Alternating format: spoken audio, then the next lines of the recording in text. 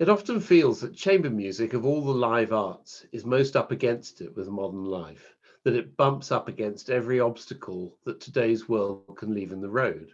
Before a note is played, its presentation is fraught with costs, flights with extra seats for cellos, hotel bookings, programs, and so on.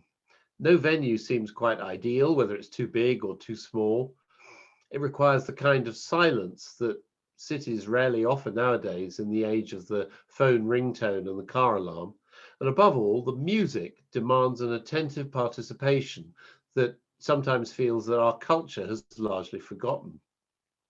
Of course, the resilience of classical music, or art music, as I'm going to call it, because large part of it's not really classical, continually confounds this gloom. It's a determined class act that negotiates a continual and worsening obstacle course. For some time, I've wondered how much worse that environment could become, even as it kept going. How much tougher could the obstacles become for those playing, those convening, and of course, those wanting to hear live chamber music? And now I know. The arrival of the virus a year ago brought, amid a huge ash cloud of so many greater negatives, the worst possible news for a music reliant on the close proximity of players, body language, and even simultaneous breathing patterns. The plight of chamber music is paradoxically clearly in sight when we enjoy distanced symphony orchestras from Berlin to Belfast, who are lavishly spaced across halls full of microphones. What's being uncomfortably managed, skillfully managed, I should say, with accommodation by an orchestra, is a problem off the scale for small group music making, what we call chamber music. Orchestras struggle to adjust to the distance, the different sight lines, without doubt, but for chamber music, this is prohibitive. I remember in a string quartet rehearsal, a violin saying to the cello, I think it was, in some frustration, "Look, could you come into the quartet a bit?"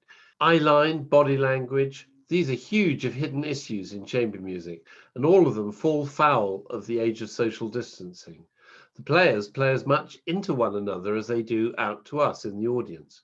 Until it looks claustrophobic, it's not working. It's not only the huddle of the chamber audience that contravenes COVID regulations, but the huddle of the players themselves. And yet, art music, and chamber music most of all, plays a very long game. Was it not his late quartets of which Beethoven said, "I write not for here and now, but for a later age"? This is art that doesn't go off the boil. No one wants to see cancelled series, empty halls, and unemployed performers. But this will pass and maybe will come to be seen as, yes, a catastrophe for chamber music, but maybe not a long-term disaster. When we pull back from squinting at our screens for news, for the latest reports of what is not able to happen, we can see, set within a much bigger frame, a stupendous achievement, 100 years of chamber music presentation that the Belfast Music Society celebrates this very year. A society that kept going through a world war and 30 years of Northern Ireland's troubles is not going to allow more than a rueful rub of a bruised shin after a prohibition such as the tragedy of 2020 has wrought upon it. The music at the core of organizations like the BMS is art that reinvents itself in expression, however long the silences between, however difficult the circumstances surrounding its recovery. When Beethoven began his quartet in C-sharp minor with a fugue, he was reaching for an already archaic and thus timeless tool of musical discourse to lift the expression out of any local dimension and into the infinite. It's like somebody closing their computer and reaching for an old fountain pen to commit a highly personal message to paper for their descendants. The fugue is Beethoven's fountain pen, the tool that transcends any and all of the latest inventions.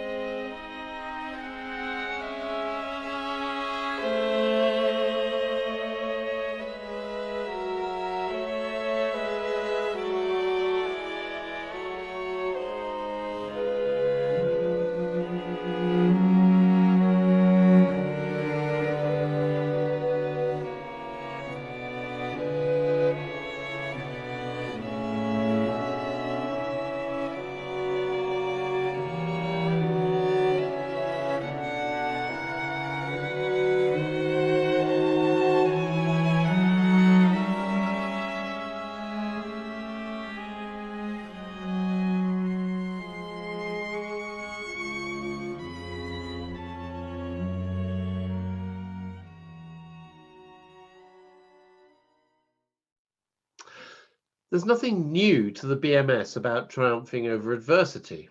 As I say, the entire operation of promoting chamber music is a continual victory over negatives, an unbroken century of doing so being a real global achievement.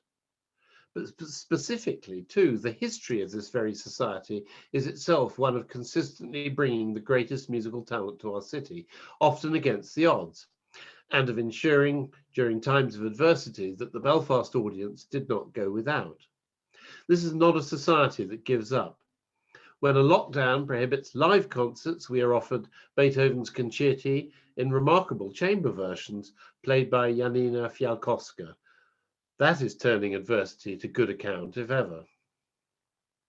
Many individual concerts, probably unknown to most of the audience, have also been little triumphs over adversities, little adversities, as when I collected a string quartet from the airport once to be greeted by news of a forgotten Beethoven violin part.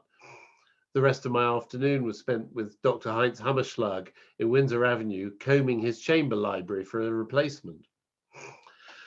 Another, more major and alarming setback saw the non-appearance of the much anticipated Amadeus Trio, the successor to the Amadeus String Quartet, after one of the surviving Amadeus violins slipped on the stage doorstep into the Elmwood Hall and suffered a nasty injury. So as well as having felled 1/4 of the 20th century's most celebrated string quartet, the BMS had lost the chance to hear their inspirational rebirth, the trio that they went on to form with the celebrated Brazilian pianist Arnaldo Cohen. There was a fretful half hour, I remember, for the audience, while Cohen and the cellist Martin Lovett pondered and rejected the options for an ad-lib cello recital. In the end, Cohen himself strode out to give us, impromptu, so to speak, one of the greatest solo recitals I've ever heard, packed with delights of the romantic piano repertoire. The headline events were, I think, Chopin's Fourth Ballade, and to finish, Liszt's Sonata, of which Cohen's recording is still my favorite among the many I possess. It was a night to cherish.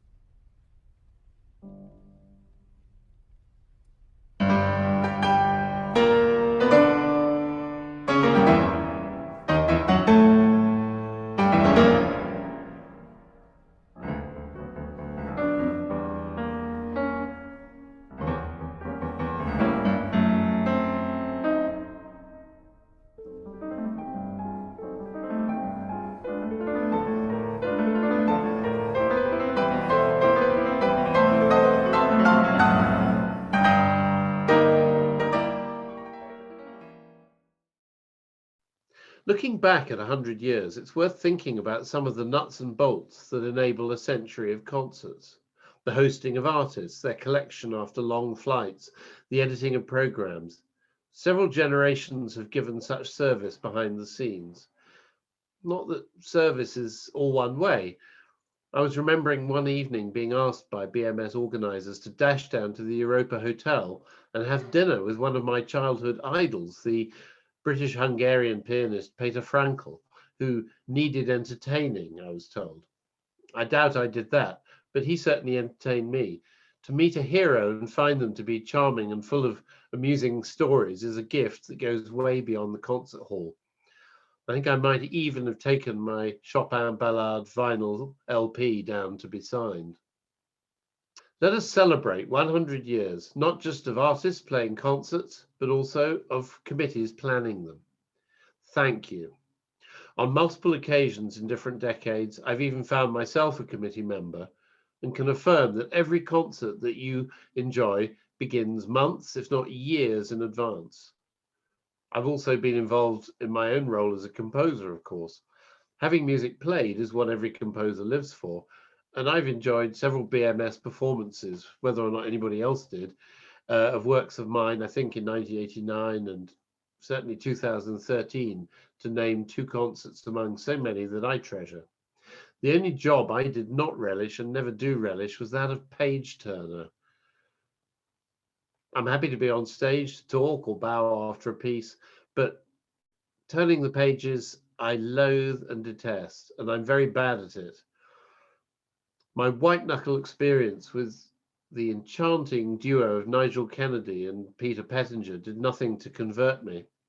I turned pages to their first solo visit, I think, and then I got home at 4 a.m. Quite a night. Undaunted, I found myself in the frame for their next visit some seasons later, at which Nige played the Carmen Fantasy, a big violin showpiece with lots of notes in it for fiddle and much fewer in the way of notes for piano. He specifically asked me if I would leave the page turner chair in the middle and sneak across the stage in time to turn for him at a tricky moment. But when I set off doing the panther crawls, trying to be unobtrusive in mid Carmen, I looked up in time to see Kennedy enact the page turn for himself, having forgotten about me, and so leaving me stranded in mid stage, only to turn round and return back to the piano as if this was all part of a planned move. Thanks, Nige. So the BMS has taken its duties to music of the modern age very seriously throughout its long century. Not the least of their distinguished visitors in the early years, I'm fairly sure, was a certain Francis Poulenc, in the guise of accompanist, I believe, and probably composer, I don't know, accompanist to the celebrated French singer Pierre Bernac. I haven't seen their program, but I find it hard to believe that they performed classical repertoire or exclusively so.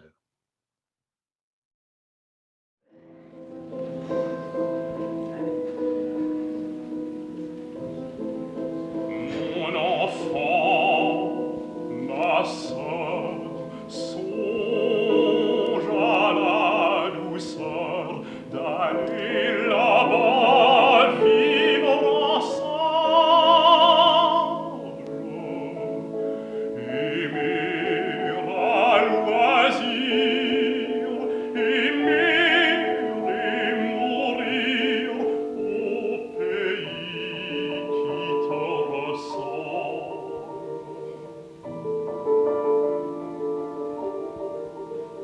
Le soleil mouillé de ses ciels brouillés pour mon esprit ont les charmes si mystérieux de tes traîtres yeux brillant à travers la mer.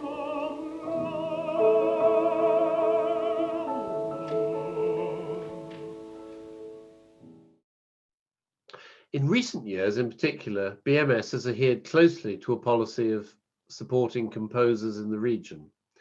That, like everything in chamber music, defies easy solutions. Indeed, the heart of the challenge to the economics of chamber music lies in its unswerving focus on core musical value. It doesn't go for easy answers. As promoters know only too well, in chamber music there is no floor show, no flash, no gimmickry to drag big crowds. Indeed, the greatest players renounce such display, those fireworks that make solo reputations for concerto pianists, for example. The greatest chamber pianists, such as, for example, Ian Brown of the National Ensemble, I remember their concert in the 1990s BMS, those people are rarely household names. Chamber music, I'm often given to saying, is really a composer's potting shed. It's not the place for the big speech. It's the place for thinking aloud, for taking risks, for confessing things to yourself. After all, Sibelius called his only string quartet voces intimae, intimate voices. This is not music that gives away its secrets on one casual listening and is over and forgotten in the span of a 2-minute pop song. To hear a Bartok quartet delivered live just feet away, for example, is to be pinned to an unpalatable truth, one that will not leave you alone and you will not forget, just because neither will you fully understand it. That takes dedication and experience and commitment on the part of a listener, as well as a lifetime of those qualities on the part of the performer. The 100 seasons of the BMS attest to the survival of a profound store of art and human endeavor, whose demands and qualities and rewards lie way beyond normal commercial mechanisms. That is its vulnerability, but also its unique quality. So should we be worried about BMS making it comfortably to its 200th season? Well, for starters, we can affirm that it won't be comfortable, but it never was. In this rarefied world, both demand and reward alike are dizzyingly intense. Chamber music may look elegant and even carry a stigma of entitled gentility, but both its composition and preparation are frankly bloody and full of toil. For a start, the dedication involved in preparing this highest musical art form involves amounts of rehearsal time far beyond realistic budgets. So it's only those performers ready and able to give selflessly of unpaid time for rehearsal who need apply. All those challenges make the practice of chamber music a real Sleeping Beauty's castle surrounded by many high thickets. But when I hear of the decline of the genre, I reflect on perhaps the greatest chamber work of the 20th century. You may know the story of how Messiaen, a prisoner of the Germans in Silesia in the early 1940s, wrote his consummately introspective vision of the revelation that he called the Quartet for the End of Time. Among the large prison camp population, he had access just to a high-quality violinist, a cellist, and a clarinetist among the inmates. Messiaen himself, on piano, had to deal with an instrument full of sticking notes and a temperature so cold that he had to play with gloves on, minus the finger ends. His work, in 8 movements, lasts nearly 50 minutes, and yet the non-musical audience of cold, hungry, and scared prisoners of war is reported to have sat wrapped in silence to hear the improbable premiere of one of the masterpieces of their age. There's every chance that some of us, too, will go on doing the same.